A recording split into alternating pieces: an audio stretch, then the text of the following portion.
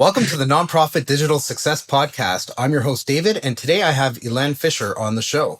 Allow me to introduce him. Ilan is the Nonprofit Partnerships team leader at accessiBe and also co-host of the interview series, The Spotlight Sessions. His day-to-day work revolves around fostering relationships with disability-focused nonprofits and changemakers. Prior to accessiBe, Ilan worked and studied in Tel Aviv, London, and New York City in the fields of journalism and marketing. Ilan, thank you so much for being on the show with me today. How's it going? Thank you for having me, David. Yeah, it's epic. I'm really excited to be having this conversation.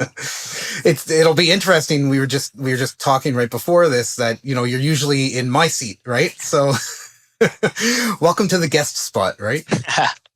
Awesome. So if you're ready, let's jump in and we'll start chatting. For sure.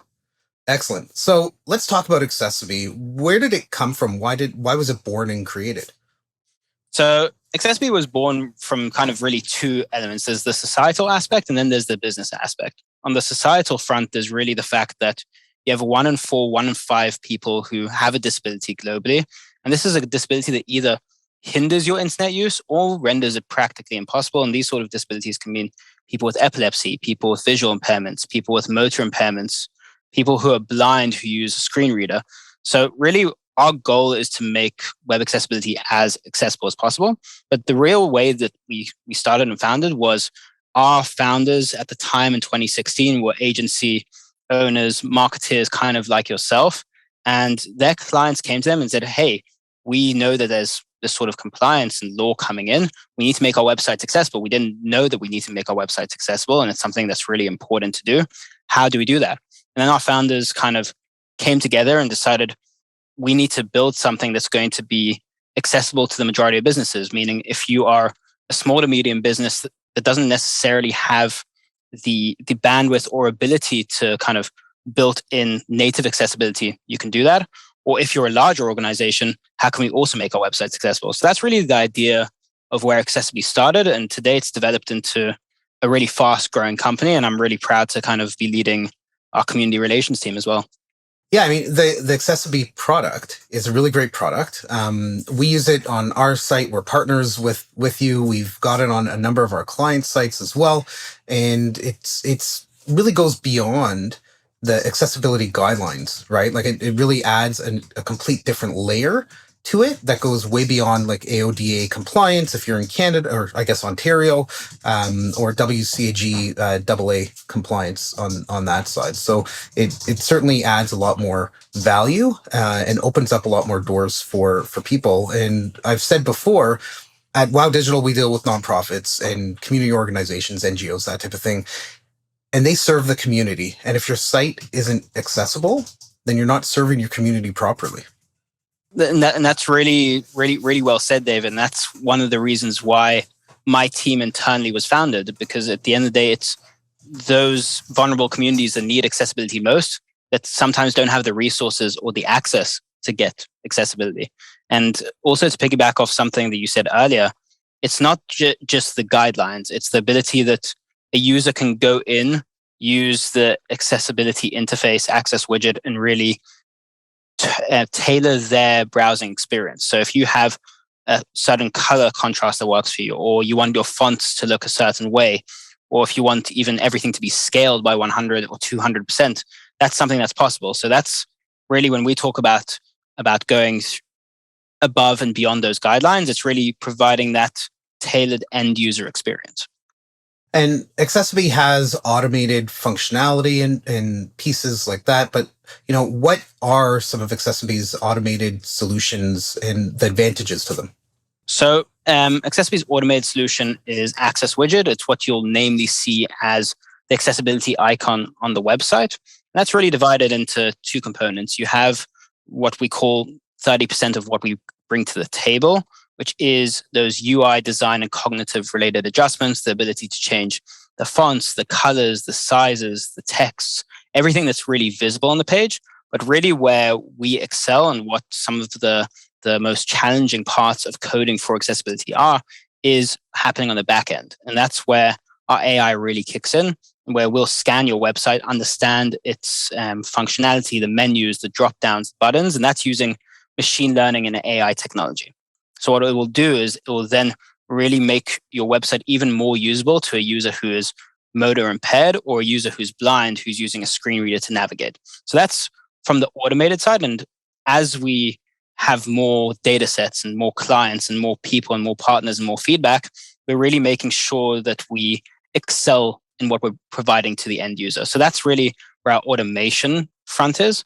And then on the other side, we also have, I wouldn't even say the other side, and really in terms of complementary services, we have, if you're a larger enterprise who wants to kind of get accessibility right also on the code level, we also have those solutions in place. So it's really whichever size or accessibility part of your journey you're at, you have the ability with accessiBe to get there.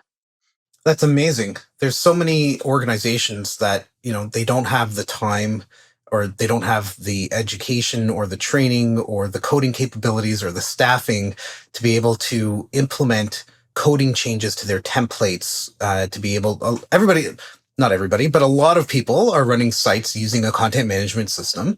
And, Absolutely. One of the advantages for that accessiBe has is being able to just drop a couple lines of code into the template and then it's just added to the site. So it really is a quick fix that really helps a lot. When I talk about accessiBe with our clients, we talk about how the website should really be accessible to begin with, and then use accessiBe to really push it way beyond the guidelines. So do everything that you can in the templates and the style and the coding and all that to really make it have the right tags for these screen readers. There's a lot of debate online about whether these overlay systems really work or whether what the benefit of them is when you can just code it properly. But a lot of the organizations we work with don't have the time or capability to do that. So this really kind of fills in that gap. And I really like what you said about kind of saying that, yes, you do have to code for accessibility from the beginning, but also recognizing that a lot of people may not have the capabilities to do that. But that doesn't, one or the other, like accessibility isn't going to fix a badly coded website, for example. So really what we're here to do is to, as you said, with education, is to get the word out there, make your website accessible, join us on the accessibility journey. And it doesn't need to be something that you install and then 5 minutes later you don't think about accessibility. You should always be thinking about accessibility. You should always be thinking, how can I better the end user experience for a person of any ability? So again, whether you're going to use an automated solution or a different type of solution, the bottom line is, yes, you should make your website accessible, and accessiBe is one of those companies that's providing those opportunities for website builders, for organizations, for developers to do so. Yeah, I think it's really important. The last number of years, more people have been moving to mobile devices, and there's this whole big movement over the last 5 years, mobile first, right? It's finally time that people start thinking accessible first, right? And making it happen and work that way, because there's so many people, as you said, 25% of the population struggles with proper use of internet. And, not everything can be made fully accessible and fully compliant, but these organizations really need to be pushing and trying to get there as best as they can. And so a lot of governments are enforcing laws and fines. Like in Canada, there's the CRTC, and they're bringing fines down on businesses. I would like to think that they're not going to fine nonprofits, because we're here to help. Nonprofits are here to help communities, right? Not really like bring in like big dollars and stuff. But so they really should be focused on it more, I think, than what they currently are. And also with accessiBe's automated solution access widget, you do have the ability to get yourself to an accessible, inclusive, and compliant point to really comply with those legislations. But we should always be doing more. We should always be thinking more. You should always be asking, really. And this is one of the action items that I give to a lot of people I speak to, who say, how can I make more accessible content? How can I make my website more accessible? I just say, ask your users. Say, does this work for you? Like, does this work in a logical order? Does this color contrast make sense? Really ask your users and get that user feedback, and then be able to move forward with how you develop your website.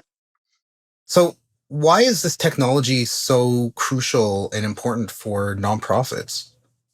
I'm going to take a little step back from that question and say, why is this technology, or why is web accessibility so important? It's the fact that in the US, there have been studies which have basically said that out of 350 million websites, there's only 7 million active websites that are actually accessible.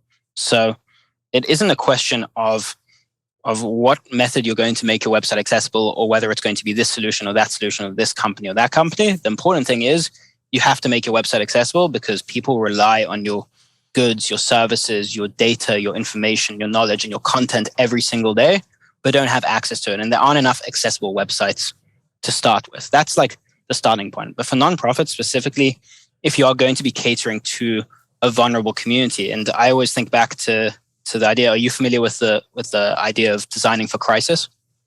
Yeah. So it's basically saying that you should always think about your end user and where they might find your website. So if you are giving away essential services or essential information, and that person might be in a crisis, you have to make sure that everything is going to be as accessible as possible. So if you're starting your accessibility journey, it's making your content as straightforward and clear as possible, making sure that everything has a clear outline. But even more with accessiBe, it's giving that user the ability to make changes to your website that's really going to aid their experience on your website. So that's why I think the technology is so crucial, because it really does have that effect on the end user. One of the things that I really love about accessiBe, not that I'm here to really promote accessiBe, but one of the things I really love about accessiBe is the ability to remove images from a website. I was just on a site the other day, and they had the accessiBe widget, and their website was just really hard to look at because they had white text on images, and you couldn't really read it. And I just went, boom, done, hide images. I can read everything really clearly and straightforward. So it really, and I don't think of myself as somebody that has a disability, but when you're putting images on top of with text on top of it, you really need to make sure that it's legible, right, for everybody, not just for anybody specifically with a visual impairment or disability. So it's important to make sure that you're thinking holistically and a 360-degree approach to it. And when I think of that, and that's a great example that you bring that up, I often bring up the hide images, because you never know what relationship a person is going to have with images or colors or text or anything that sticks out. So giving the ability to the user is really, really crucial and important. Absolutely. And just further to that, from your perspective, why is it crucial for people with disabilities to have accessible websites? It's very clear. People with disabilities rely on accessible websites to kind of do their everyday tasks, to go to the bank, pay your insurance, goods, services, really, really absolutely everything. If you're a blind user and the website doesn't work with your screen reader and doesn't have the right tags or text or labels, then you can get lost. And it's a very frustrating experience, and I've seen it firsthand from my colleagues. So that's really when I think of why it's so crucial for people with disabilities to have accessible websites. It's because it's obviously the right thing to do, and in a situation where websites aren't accessible, you can see the frustrations, and businesses also at the end of the day lose out, because people with disabilities have money and they want to spend it and they want to contribute to the economy. But if you don't make your website open to that, then you're losing out on 20 to 25% of the population. Yeah, like if you just imagine somebody sitting at home, let's say they travel around in a wheelchair and they're looking for some kind of physio treatment, right? They'll hit up Google, they'll search for whatever kind of treatment or rehabilitation plan or anything like that they might be looking for. They'll land on a website, maybe of a hospital or of a physio clinic. And if they can't read the content, if they have other impairments from an accident or injury or from birth, right, they won't be able to access your services, and they'll go somewhere else. And they'll take their services elsewhere. I know a lot of nonprofits operate with KPIs that are tied to services offered, and they get government funding based on the number of people that come in. So I think it's important, obviously, to make sure your sites are accessible. So one, you can help serve the community, which is what I mentioned earlier. But two, it'll help you in the long run stay in business and stay getting the grants and the funding that you already have. For sure. And you're opening up the opportunity to really have loyal customers and loyal people coming to your services, because if a person knows that their website works for them and they find value in it, they'll come back. Yeah, exactly. And, like accessiBe is a great product, but I want everybody to get to know you as well. A lot of the listeners here, this is the Nonprofit Digital Success Podcast. We've got a lot of nonprofit communications, marketing, tech people that listen to this. Let's talk about you for a little bit here. So what does your day-to-day look like as, working with nonprofits and partnering with them? So I have a really fulfilling day-to-day. I work with a pretty small team so far, but growing very rapidly. And our job is really to foster relationships with disability-focused nonprofits and nonprofits that work towards inclusion. So one of the things that we work with them on is website accessibility. Say, we recognize the need for your website to be accessible. You also recognize the need to be accessible. And for all the reasons that we outlined earlier, we're here and we're able to provide you and waive the licensing fee for web accessibility. That's number one. But even more that, and what I think is really most important is, as I mentioned, 2% of websites are actually accessible in the US. So really what we're doing is we're working very hard on education efforts. So we'll partner up with various different disability-focused nonprofits and be like, how can the world know more about your community? So one of the things is, similar to this podcast, I host an interview series called the Spotlight Sessions, where I give the stage and ask questions to people about what their day-to-day looks like, how they serve their communities of people with disabilities. So it's really about getting the word out there about accessibility in as many ways as possible, working with a creative team to really get those campaigns. We've had campaigns kind of on national television.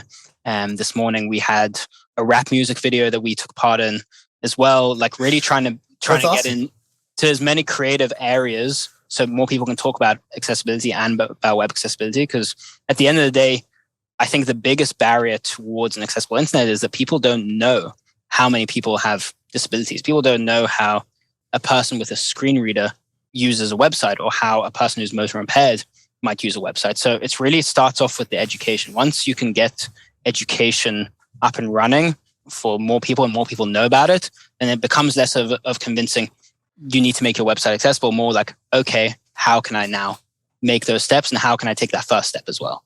Exactly. And we've mentioned it a couple times, screen readers. For anybody who's listening that doesn't know what a screen reader do you want to explain that to them? Yeah, for sure. So a screen reader, sorry, I didn't articulate that earlier, but a screen reader is something that's installed on the operating system, and it essentially reads aloud the content on the screen. So this is an assistive technology that is installed by a person who's generally going to be blind or low vision, and it'll integrate with your website. So it'll read out everything that's happening on your website. So you can have JAWS is one of the most common screen readers. Then you can have NVDA, which is also very commonly known because it's free, as well as you'll have screen readers that also work on mobile. So it's really essential technology that a user who's blind would be using almost every single day browsing the internet.